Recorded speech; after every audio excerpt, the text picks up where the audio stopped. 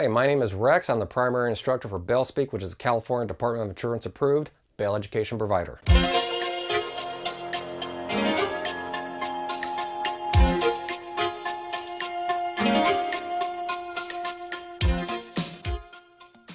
Now, I have to be really super clear here.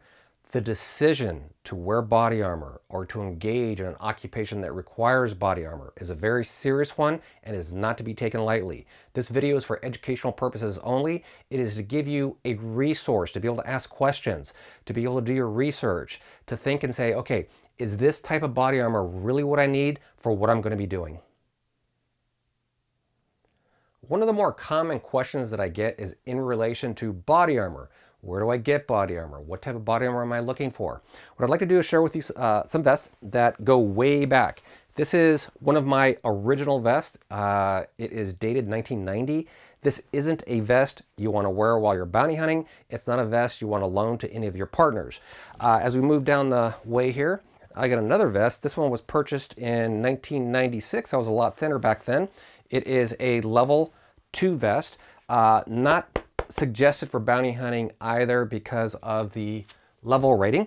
And then we move on to another vest. Now, I had another identical vest just like this. The vest that I had just like this, I did loan out, but I had knowledge of its history, where it came from, what it had been through. This one, I do not. So this one may turn into target practice at a later date. Finally, we get into the vest that I've worn for the past 10 years.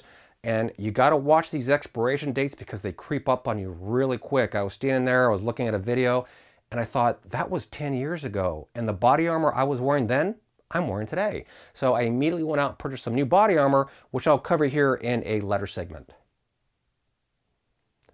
Okay, let's cover some basics, nuts and bolts about body armor. This is not an in-depth, all you need to know about body armor. This is just to point you, as I indicated earlier, in the right direction with respect to asking the right questions and doing the proper research. First things first, National Institute of Justice, commonly called NIJ, 01.01.04 is the relatively new standard. And what that translates to, and what we're talking about, is blunt force trauma.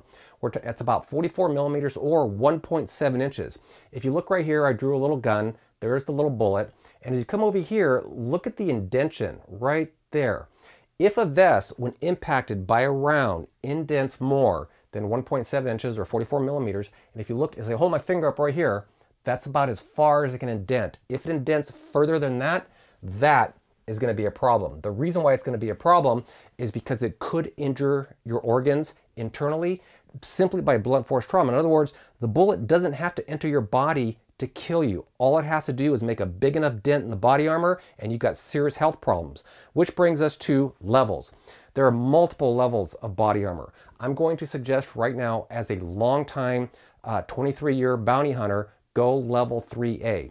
You're looking for comfort, concealability. You don't want to be too restricted. So level 3A is rated, for example, to stop a 44 mag jacketed hollow point. That's a hot 44 Magnum round. Strongly suggested concealable body armor.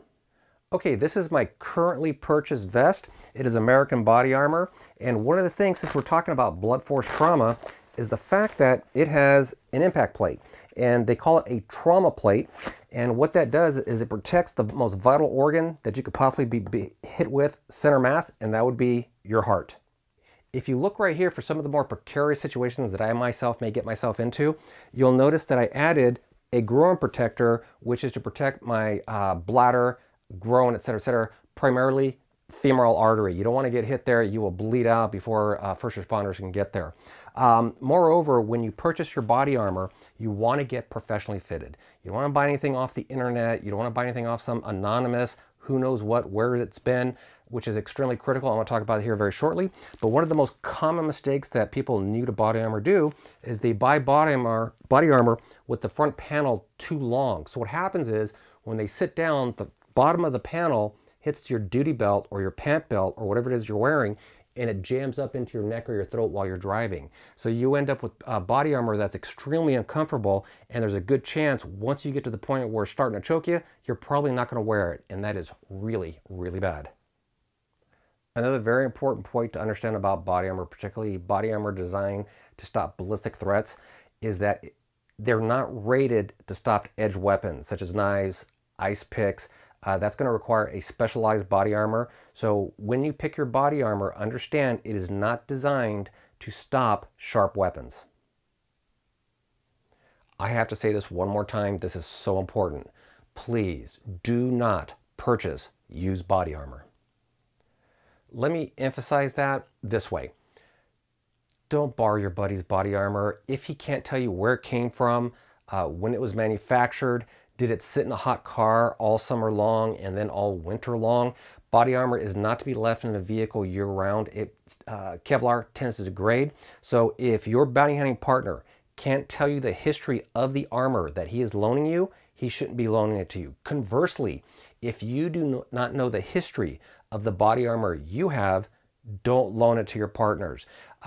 It would be a really, really bad situation if the body armor was so degraded and a perfectly defeatable round penetrated a vest and injured or killed your partner. A word about tactical vest. For example, here's a relatively new vest. And as you look at this vest, you know, you got your pockets and it's all tactical and everything. And you got your little suicide gun grab guy right here. Here's a problem with wearing a tactical vest. Let's say this was a vest that actually had body armor panels in it, and this is something that you just put on for bounty hunting. First off, this isn't appropriate for all bounty hunting cases. Every bail jumper you chase, each case is unique. No two cases are identical.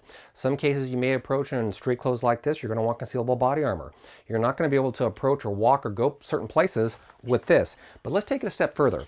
If you're a bad guy and you were intent on taking me out and I had this on, where would you aim? Okay?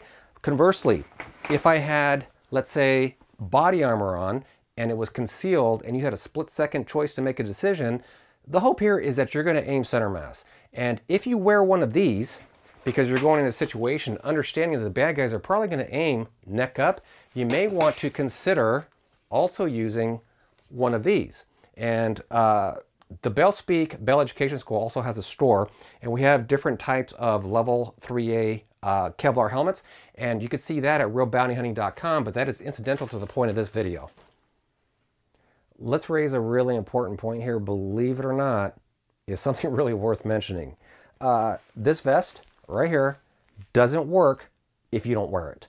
Now, why am I saying that? Because people have been killed out in the streets who had vests but didn't wear them. Let me say that again. This won't work if you don't wear it. Just to refresh, when you store your vest, store it flat at room temperature. Now, one of the other items, accessories you could pick up are these impact plates. You can take these, put them in a jacket. Believe it or not, this is actually a level 3A trauma pad, and you got to be really, really super careful because some of these, and you'll notice this is unmarked, it actually came inside of a vest, are actually not ballistic rated. They're just padding for the blunt force trauma protection. So make sure that if you get one of these and it's intended for ballistic protection, that it really is a ballistic panel and not just something to absorb the impact of a bullet. This wraps up our quick startup guide on how to research body armor for purchase. Again, my name is Rex from the Bail Speak Bail Training School, and you guys go out there and you be safe.